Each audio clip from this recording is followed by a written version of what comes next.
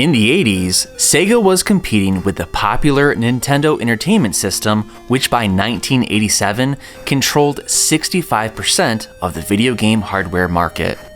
The NES had a huge library of diverse games created by numerous developers and publishers, where Sega relied much more on itself to produce games.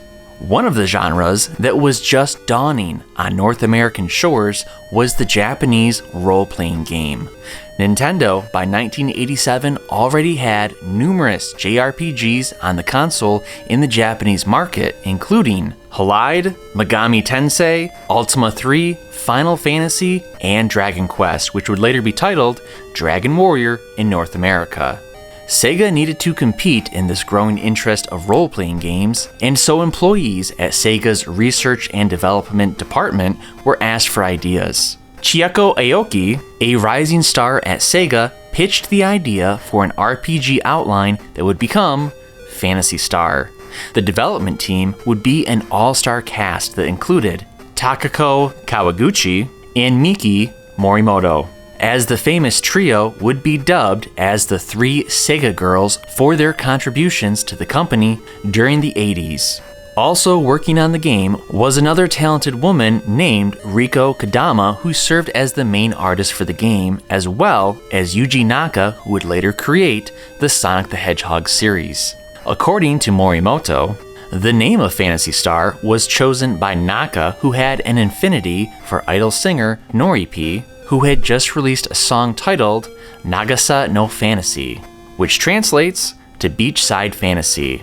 With the sci-fi setting, Naka changed the spelling of fantasy to start with a PH and added the word star to reinforce the space epic.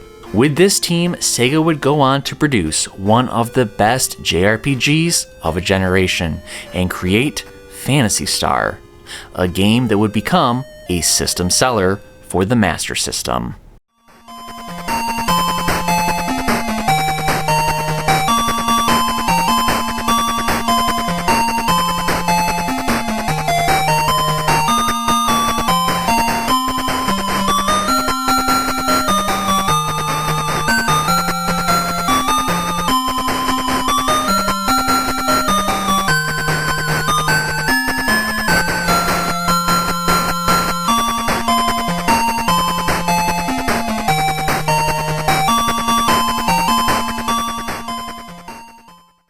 For gamers who had the Sega Master System who wanted to experience a JRPG, there was one clear choice above the rest.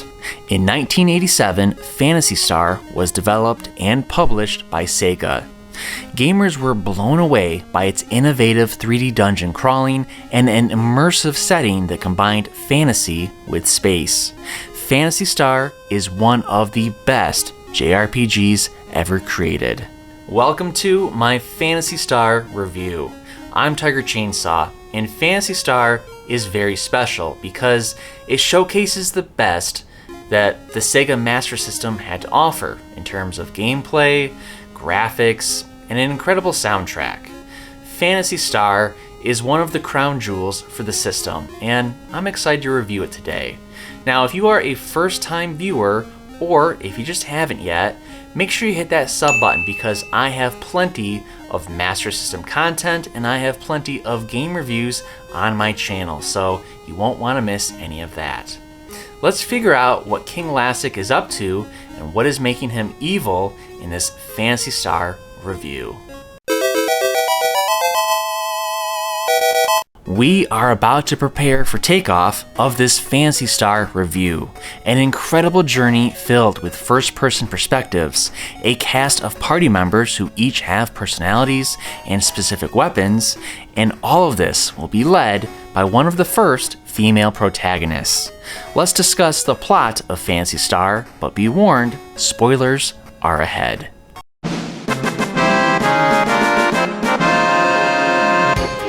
The time, Space Century 342.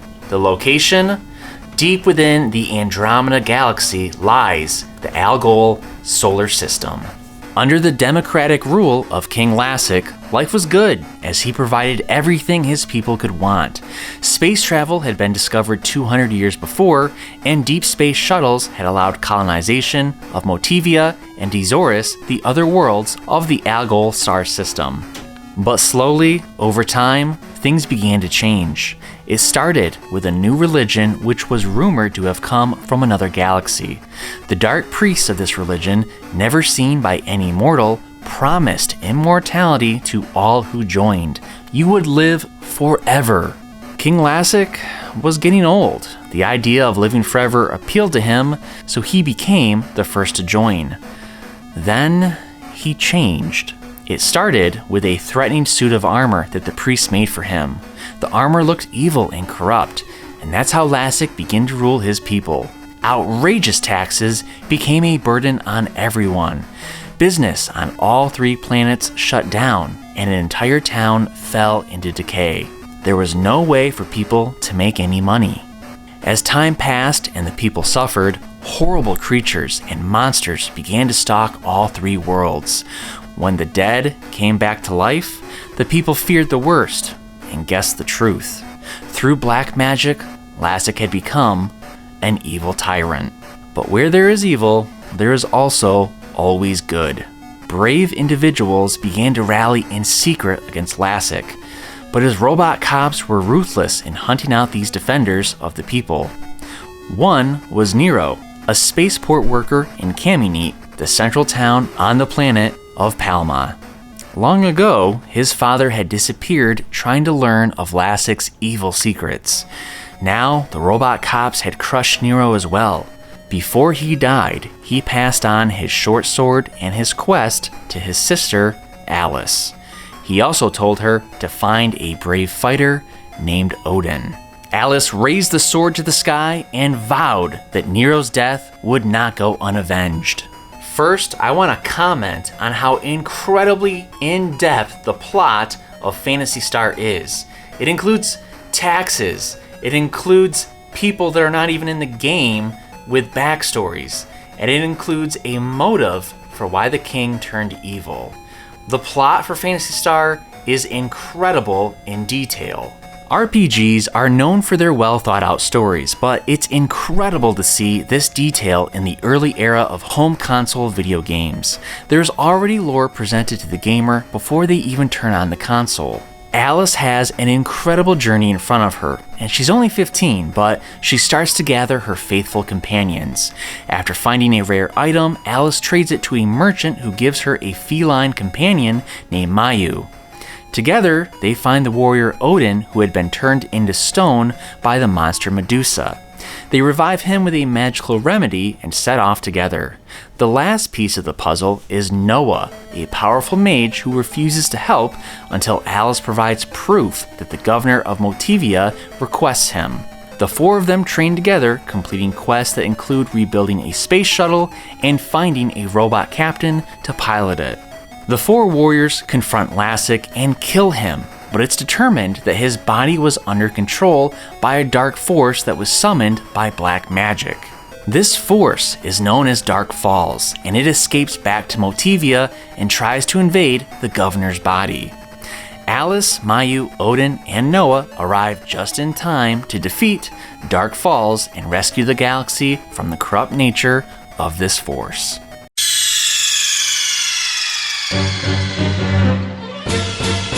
During my Phantasy Star playthrough, I was constantly wowed by this game that was created in 1987.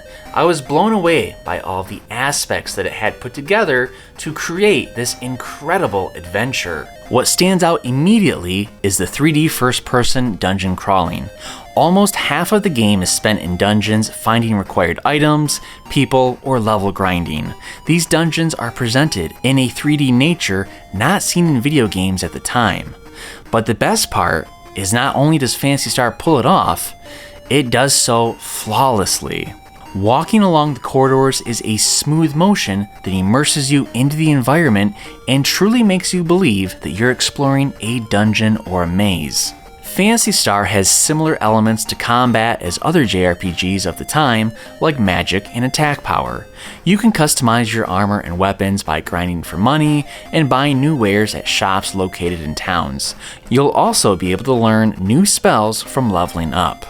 You'll be able to check your experience points by visiting churches and towns to see how much more you need in order to grow another level. Like most JRPGs of this time, things aren't always clear on your next move. You'll get obtuse hints from NPCs, but it's important to explore every corner of the overworld map and the towns that you visit to gain valuable insight. For me, it was much easier with a walkthrough, which is what I used to get through the game, with simple hints and directions on where to head next. I needed those hints because the galaxy of Phantasy Star is divided into 3 worlds that you can travel between with the space shuttle. It was a treat to watch your ship blast off into space as you head toward your next destination. Each world is themed differently for terrain and has a few towns in it with dungeons, and the world maps are impressive in size. As you travel these lands, powerful wild creatures roam around waiting to encounter you in random battles. It's best to explore fully prepared to battle whenever you venture outside of a town. The deeper you explore, the more powerful your enemies will become. If you are not properly leveled up, your party can go down in just a few turns if you're facing a dominant foe. If one of your party members dies during a battle, they actually die and will need to be resurrected via a church. The difficulty in Phantasy Star was a fine line. On one hand, you can save the game whenever you wish, which is terrific. On the other, without a guide or a dungeon map, you could get lost for hours or not know where you should travel next. I didn't encounter any battles that were really challenging, but I also level grinded a ton in preparation. Battles are presented in the first-person view and all attacks have animations. If you compare it to other games at the time, like Dragon Quest, that also had first-person perspectives, it becomes even more impressive because each backdrop is themed to match the environment, whereas Dragon Quest's enemies were static. In Phantasy Star, enemies will move or shake depending on how they attack. It's a great touch to add to the battles, and it makes them more entertaining. From the weakest enemies to the most powerful, they were all detailed beautifully and kept the sense that I was in a world full of danger and adventure. For my party members, Alice was my main point of attack. She was the strong one with physical attacks. Odin was versatile, but I mainly used him with ranged attacks with various guns. Maya was weak at first, but after finding the best equipment for the little creature, he leveled up nicely and became very strong with his claw attacks. Noah comes as close to a healer as there is in the game. He had weak physical attacks, but his magic was overpowering and disposed of many enemies. Now, like most other RPGs, the difficulty depends on how well you've leveled up your team. There were a few boss fights, but I didn't struggle with them due to me leveling up excessively. As a bit of advice, once you do reach the final boss, make sure you come prepared both in terms of equipment and a level base. There were enough boss encounters throughout the game to keep the game interesting and to keep your team on their toes as they explore the land. While you explore, you'll be treated to a wonderful soundtrack that echoes the senses with adventure and curiosity. As a staple of JRPGs, the music is some of the best on the Master System. Finally, the end credits were simply awesome.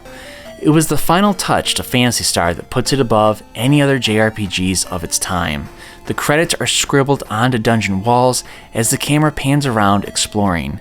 It was a neat trick, and one that gave gamers one last treat before turning the game off.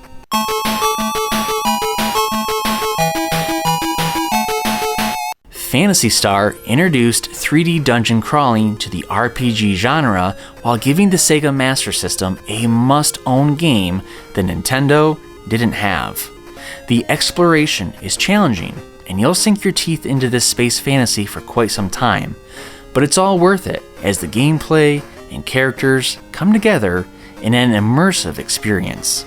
Phantasy Star ignited a great series that has seen many releases since. This is a true masterpiece that every JRPG lover or Master System owner should play. Phantasy Star scores a 9.5 out of 10.